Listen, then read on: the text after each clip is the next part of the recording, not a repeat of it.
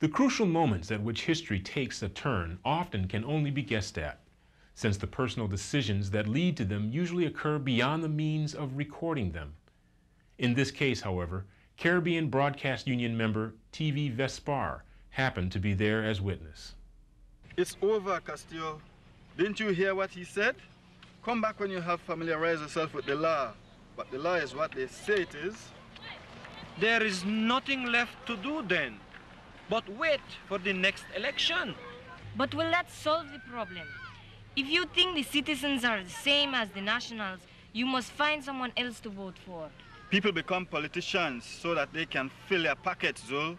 That's the way it is. It doesn't matter who you vote for. Then why do you not become a politician and change things? There must be a way to make our voices stronger. The radio news say there are people in the cities protesting for a new way to run government. Maybe we should come together with these people. That can mean trouble for us, Natalie. We're just 3 small villages in an isolated part of the country. Many of the people in Caballo are not even citizens yet. The government might throw them out if they make trouble. And if they barely recognize you people in Coatilpoc or the other Indian villages, democracy makes no place for such people. That cannot be right. My understanding of democracy is that it is especially for those who have no power. But it is up to us to make it work for us. If the government will not listen to a few of us, then we must all band together to let them know that it is they, not us, who have no choice. You crazy, Zul. You might as well move to another country because politicians will only do what politicians do best. Lie and cheat and line their pockets. They may even decide to have you eliminated. You mean killed? It has been known to happen even in peaceful little Vaspa. Senor Castillo, you yourself said freedom is something we must fight for every day of life, that it is not easy. Is the fear of pain better than making it go away? Must we be almost dead before we demand to live? Vida es mejor que no vida. We in Caballo have no choice but to vote for the next party in the next elections and hope things will get better. Senor, this was my country before it was yours. I was born here, and if I must die here trying to make a place for all of us, then I must. That is democracy. I will join the reform movement. Crazy, you crazy.